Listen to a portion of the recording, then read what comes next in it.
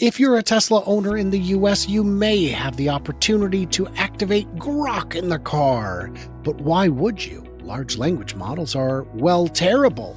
It kind of depends on how you use them. They're getting better all the time. Grok actually has some benefits, despite its many, many flaws. We're going to discuss both the benefits and the flaws and how you can use it today to make your drive better and also how to make your drive worse. That's why I got Jon here, is to make my show better.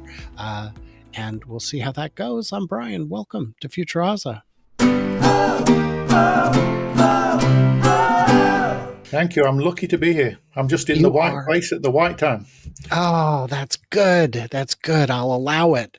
But you're cruel.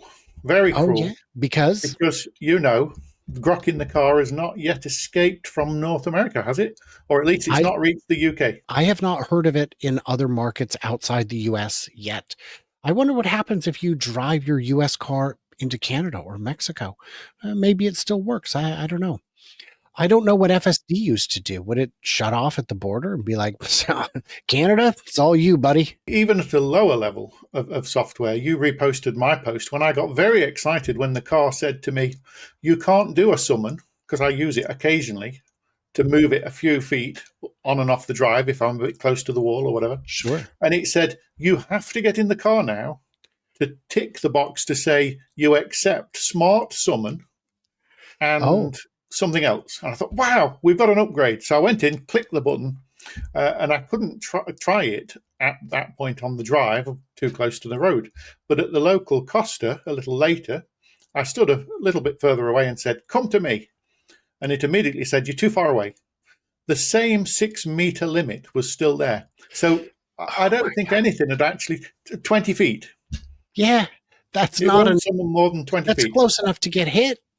And then you get close enough to make it work, and it says waiting for pedestrian. Yes, it's me. I'm in the way. You know what I love about Costa coffee? I just have to share this. Yeah. Costa spells all the different kinds of milk that could be in there. So if you get a coconut milk, they can black out the C, or the oat milk, or the soy milk, or the, I guess, tea would be for traditional milk, I think. But anyway, let's talk about Grok in the car. Yes. So I have used it with no success, asking it really, really hard questions. Like, what is a particular building? It's not ready for that. It says, I can't see. I can't see yet. I say, okay, well, let me describe the building. And because my city name is the same name as a city in Texas, it described in vivid detail a building in Texas and swore up and down. I've asked it to find me local festivals. It gives them to me in Minnesota and Georgia. It's terrible at that.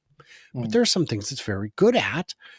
Hey, what's that song with the one lyric that goes like this? You just long press on the mic and ask, and now you know what song to look for. Because I tried doing that on Spotify and it didn't work. Why would it? I don't even have the lyrics exactly right. I just kind of know how it kind of goes. You can find songs. That's a good way to use it. So what I'd say is that the large language models, including Grok, in terms of most of the information in there, has come from literally text. Most of it from scraping the internet. And there's no context, because that's not in the real world. They talk about real world AI of the car because it's in the car, but Grok is only in the car superficially, isn't it? It's not connected to the car.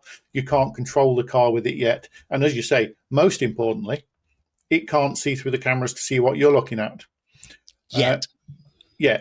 That, I think, will be the major breakthrough of AI when Optimus, which is going to be exactly the same software with some tweaks, but the same core software, the same core chips, will literally be in your house, watching all your conversations, learning all of the context. When you point at the building, it can see you pointing. And it will be with you. And suddenly the context will explode, that the data they can gather on so many different subjects will now cover the whole of the human experience. So what we've got at the moment is kind of disjoint. We've got a text interface, even though we're talking to it, we've got a text service effectively. Yes, they can generate videos and things now online, but you couldn't describe a picture to it with your voice. And you can't show it the picture.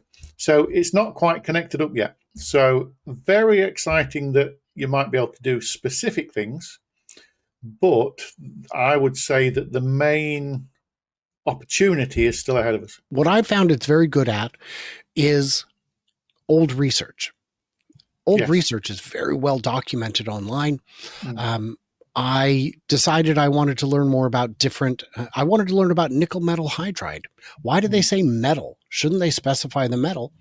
And you can ask Grok about that, and it'll tell you what the different metals are. And the reason it's not specified is because it doesn't have to be certain ones, it's a collection of them. Fun fact, and you can fact check Grok on this one, you guys. What is the electrolyte in a nickel metal hydride battery? Potassium. Hmm. Okay. Interesting. Interesting. Now, of course, if a viewer fact checks it and it's wrong, then this whole video gets a little weak. So here's fingers crossed it's right. We've just heard, was it 1 or 2 days ago, that XAI is going to produce Grokipedia. We don't quite know what Hmm. it will be, how will it be generated, etc. But what you were just saying is, even now, Grok is extremely good at finding out well-established facts that are somewhere out there on the internet and being able to repackage them and present them to us. Which, if you think, I'm old, you used to have to drive, get the bus to the library Yeah. before we had the smartphones. And Google's good, and you can look up lots of things, but it's not very good at interpretation. So if I say, tell me about Windows, it's going to tell me all about Microsoft. But I was looking at a building with some fancy windows. Uh, it gets all those things confused. It hasn't got the context that the large language models have got. So that's a massive step forward. But again, it's going to be when it starts to see in the world that we massively move forward. One thing I love about Grok is you can talk to it the way you would talk to a person. I started saying what I wanted and then realized I goofed it up, and I just, without stopping, I just said, no, wait, sorry, what I meant was this. And I've had it in the middle of an answer where it misunderstood me, and I just interrupt it and say, no, I'm talking about this sort of thing, not that sort of thing. And it goes, oh, right, gotcha. And and then at the end of it, it'll say, would you like to learn more about this, or this? And you're like, ooh, yeah, the Yeah, second one. And you can say the second one, and it remembers which one the second one it's was. got the context. It's got We, the we, context. we can't do a conversation about Grok without a quick revisit that Grok 4, when it came out, was hitting some really exciting benchmarks on humanities last exam. It was doing things that other models hadn't been doing. So it was at quite a level. Of course, they're all improving all the time. But the latest news is, as of 2 weeks ago, maybe, that Grok 4 Fast came out. We got Grok Code a little bit before that, which is flying on some of these open services that let you talk to various large language models. Open Router is the one we keep seeing diagrams of, showing bar charts that it's beating everybody else. Grok 4 Fast then arrived.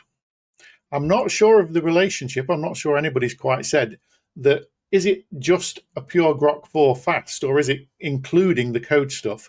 But anyway, that's now doing extremely well on those open router services. So between the two of Grok 4 and Grok Code and Grok 4 Fast, it's taking significantly more than 50% of the whole market of everybody using large language models to code. Wow. So Grok is doing really well in some specific cases. When I use Grok, mostly when I use it at my desk. Yes. And when I put in a request, it thinks about it, and you can see what it's thinking. Mm. And if you just want a quick answer, there's a button you can click and it'll Yes. just give you a quick answer. But it wants to understand the context. It'll Mm. say, I think what they're talking about is this. So I'm going to research. And I asked it to show me, it was in Texas, it was in Austin. I think it was the budget for the Travis County by year. And there is no place on Google to get that information easily. And it was able to find most of them. And then it showed me the alternate sources. It must Mm. have run for 4 or 5 minutes to Wow. get me the answer I wanted, but it gave me a good, clean table with Yes. citations so I could see where the data came from. And In the that's car, incredible. it was so good. I saw a map, I posted it and said, what percentage of the country lives in the gray area or the red area, whatever it was? And it said thinking for thought for 5 minutes and 8 seconds. Answer 22%. Just that, Wow. just that. This is the way I Wow. got your answer. But when you're in the car, it doesn't sit there for 5 minutes in silence. Mm. It's not an angry spouse who, by the way, is not angry. She's disappointed. Uh, It gives you a fast answer every time. And yes. that is not going to be as good as a slow answer. And that specifically is Grok 4 Fast has come out with a couple of different things. One is it's cheaper than Grok 4, Mm, but the other thing is it produces the output once it's decided what it wants to say much faster. mm. So in coding terms, people have been saying it's up to 98% cheaper in some cases than Grok 4 Oh, was. So oh. whatever they've done something quite clever to make it Mm, cheaper and massively faster. mm. So this perhaps is just the start. And Elon's already said Grok 5 will start training in the next few weeks and will be available by the end of the year. And of course, we've seen OpenAI's announcement that NVIDIA are going to put massive investment into massive data centers for OpenAI. Yes. My first question is that fair? Is it right that they're choosing one over another? But also, I would say we know how fast XAI built their data center in times that were 5 or 6 times faster than the competition. 3 months instead of 18 months for a data center. So it's So quite fast, possible with so even fast that massive Jensen investment. couldn't believe it. Yes, it's possible XAI will still beat them out of the gate Mhm. on the next generation of data centers that are much bigger again, even without that partnership. And I can imagine Elon will have been on the phone. Jensen likes Elon. He Mhm. will have been on the phone, I would have thought, to say, oh, well, do we get them cheaper or what happens here? For sure. Mm. I'm confident that a customer as large as XAI gets preferential pricing, gets Yes. a very substantial volume discount because their marginal cost is nowhere close to their retail cost. Mm. So what they've got to do is pick, pick your winners and losers, I guess. Um, I'm sure Jensen would like to have a piece of a lot of these companies. I don't know that those companies would necessarily want to, and it's a good deal, I guess, for everyone. But what XAI does, in my opinion, is what all of the companies that Elon does has made, runs, operates, manages, directs, is that they get more done with less money And uh, better. It's and better. we've You look at seen, yeah, we've SpaceX seen, had SpaceX is newer than Blue Origin and yeah, had far less money to start, mm. and Blue Origin hasn't reached orbit. We've They seen will, but pictures of the data centers and the incredible wiring and how incredibly tidy it is and wonderful within XAI's data centers. We've just seen a few days ago a version 4 cabinet for supercharger, looking equally as beautiful and tidy. When you've seen the front fall off a cheaper one and they're broken and vandalized, they're disgusting inside. It's a massive difference in everything they do. so this is, I wanted to show you this. This is what cable management looks like most places. Yeah. Mm, And what it should look like, of course, is this. There we go. That's much tidier. That's the mm. kind of cable management your neck needs. I'm suddenly feeling embarrassed because, as you know, uh, I don't know whether it was a comment that was saying that that picture behind me, all it was a picture hook before. And I don't know if one of your comments had said they were trying to clean it off the screen or something. Uh, Yes. so you were saying, put a picture up. I'm just Yes. trying to get a better camera and a better light. We They're not appreciate the installed efforts. properly. So I am sat in front of a heap of wires at the moment. So I'm Mm. glad you can't see them.